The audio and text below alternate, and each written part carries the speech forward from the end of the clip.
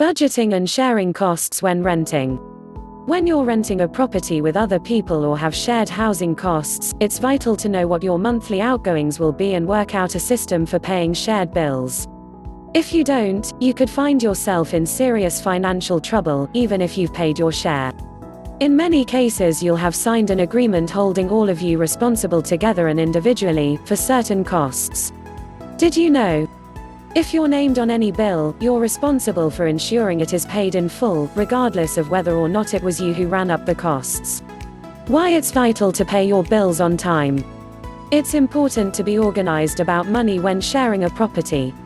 If you miss a payment or don't pay your bills on time, you can get a bad credit rating, which will make it difficult for you to borrow money in the future. For example, to get a personal loan to buy a car or a mortgage to buy a house. This applies even if the bill wasn't only in your name and you paid your share. If you don't pay your bills, you might also find vital services, such as your heating or your phone line, are cut off. If you fail to pay some bills, such as council tax or your TV license, it could lead to a court summons. Typical bills you will need to budget for. These include Scotland and Wales, usually paid monthly, gas and electricity bills paid either by a prepayment meter, monthly by direct debit or quarterly, water bills, check with your water company about how often you will receive bills, TV license, monthly or annually, contents insurance, paid monthly or annually, landline phone bill, plus any connection charges, can be paid quarterly or monthly. Work out how to share your bills. At the start of a shared tenancy, it's a good idea to sit down with your housemates to work out a fair system for sharing the cost of your bills and ensure they're always paid on time. 1. Write down a list of the shared bills you'll each need to contribute to an estimate of how much they will be every month. Your landlord might be able to help you with the estimates. 2. Add up the total cost of these bills and work out a method for dividing it so each housemate pays their fair share. It might be helpful to draw up a spreadsheet showing exactly what each person needs to pay into the pot to cover the monthly, quarterly bills. Then everyone can see how it has all been worked out. The cheapest, most simple way to pay your household bills is by direct debit. You'll also have peace of mind the bills will always be paid on time, provided there's sufficient money in the bill payer's account when payments are due.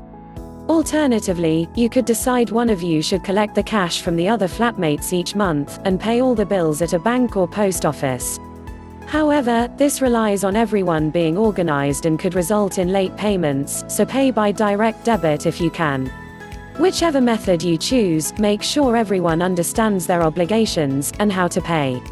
Set up a joint current account just for paying the household bills each housemate pays their share into, and set up your direct debits from there. Only consider this option with close and trusted friends. You option if paying by direct debit. Nominate one person to be the designated bill payer who will pay all the bills from their account.